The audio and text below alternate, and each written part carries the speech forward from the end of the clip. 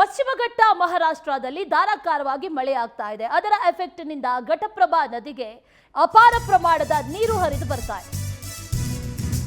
ಘಟಪ್ರಭಾ ನದಿಯಲ್ಲಿ ನೀರಿನ ಹರಿವು ಹೆಚ್ಚಾಗಿದೆ.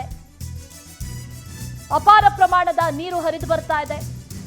ಪುರಾತನ ಹುಲ್ಲೂರು ವಿಠ್ಠಲ ದೇವಸ್ಥಾನ ಜಲಾವೃತ ಆಗಿದೆ ಅನ್ನುವಂತ ಮಾಹಿತಿ ಲಭ್ಯ ಆಗ್ತಾ ಇದೆ. ಬೆಳಗಾವಿ ಜಿಲ್ಲೆಯ ಹುಕ್ಕೇರಿ ತಾಲೂಕಿನ ಹುಲ್ಲೂರು ಗ್ರಾಮ ಅಲ್ಲಿರುವಂತ ಪುರಾತನವಾಗಿರುವಂತ ವಿಠ್ಠಲ ದೇವಸ್ಥಾನ ಭಾಗಶಃ ಜಲಾವೃತ ಆಗಿದೆ. 148 ಅಡಿ ಎತ್ತರ ಇರುವಂತ ಪುರಾತನವಾದಂತ ವಿಠ್ಠಲ ದೇವಸ್ಥಾನ ಮುಳುಗಡೆ ಆಗಿದೆ.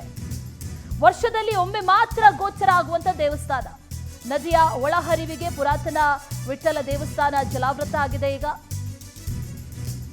ಘಟಪ್ರಭಾ ನದಿಯಲ್ಲಿ ನೀರಿನ ಹರಿವು ಹೆಚ್ಚಾಗಿದೆ.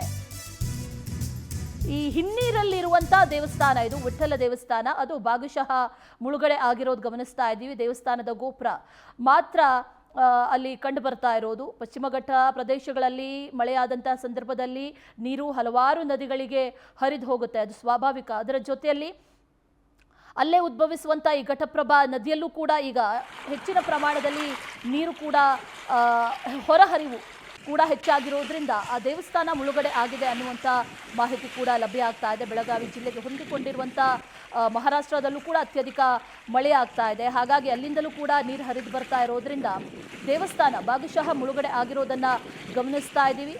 ದೇವಸ್ಥಾನದ ಗೋಪುರದ ಮೇಲ್ಭಾಗ ಮಾತ್ರ ಈಗ ಕಾಣೋದಕ್ಕೆ ಸಿಗ್ತಾ ಇರೋದು. ವರ್ಷದಲ್ಲಿ ಒಮ್ಮೆ ಮಾತ್ರ ಈ ರೀತಿಯಾಗಿ ಕಾಣಿಸುತ್ತೆ ಅನ್ನುವಂಥ ಮಾಹಿತಿ ಲಭ್ಯ ಆಗ್ತಾ ಇದೆ. ಆಲ್ಮೋಸ್ಟ್ ದೇವಸ್ಥಾನ ಮುಳುಗಡೆ ಆಗಿರೋದನ್ನು ಕೂಡ ದೃಶ್ಯಗಳಲ್ಲಿ ಗಮನಿಸ್ತಾ ಇದ್ದೀವಿ. 148 ಅಡಿ ಎತ್ತರ ಇರೋದು, ಆದರೆ ಗೋಪುರ ಮಾತ್ರ ಕಾಣಿಸುವಷ್ಟು ನೀರು ಕಂಪ್ಲೀಟ್ ಆಗಿ ಆವರಿಸಿದೆ.